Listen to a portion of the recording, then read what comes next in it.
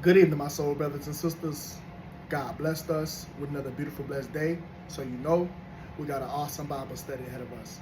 First off, I'd like to thank God for giving me another opportunity of spreading his words worldwide.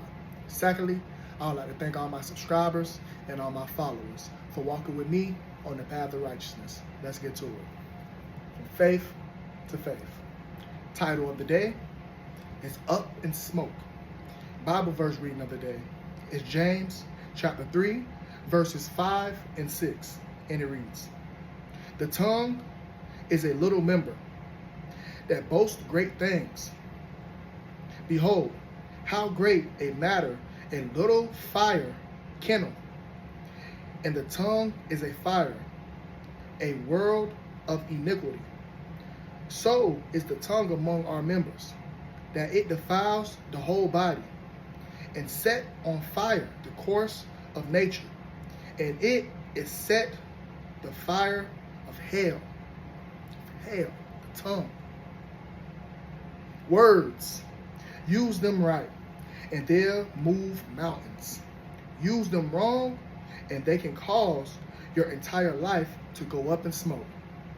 Amen.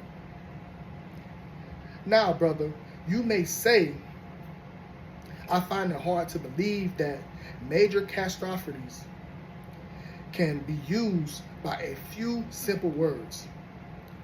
Just because you can't see the connection, look again at the phrase James uses. How great a matter a little fire kindleth. Have you ever lit a few pieces of kindling wood and set them in a fireplace beneath a sack of logs? What happened? Most likely, the fire began to spread first to one log, to another, until finally you have a big blazing fire going.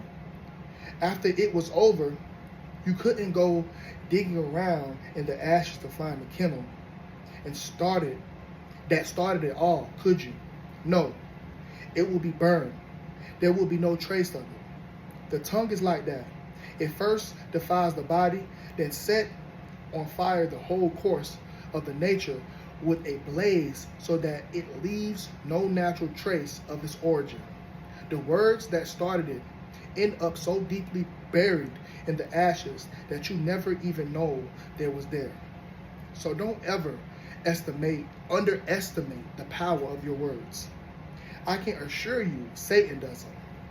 He works constantly to get you to turn them into negative directions.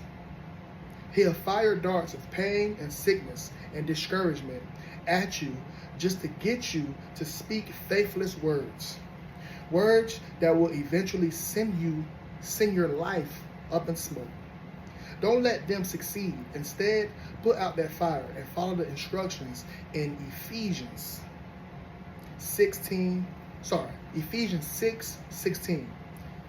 Do as the Apostle Paul says, and be above all, taking a shield of faith.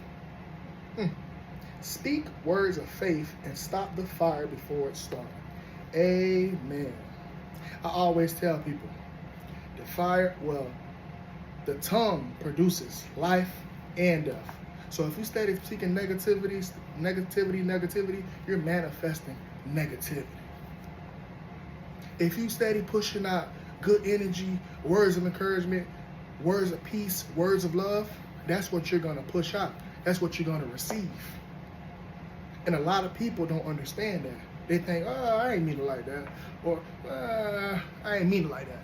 But you're going to have to be accounted for that on Judgment Day. You're going to be accounted for that on Judgment Day. Every word that you didn't mean to say, God going to ask you on Judgment Day, why did you say that? Why? So you can't just be saying anything. Words are powerful. You can't just be pushing out any energy, because words are powerful. So change up your vocabulary. Change up how you push out words. And change up your mind frame. Because if you think it, you're going to do it. So change up for the better of you. Stay blessed.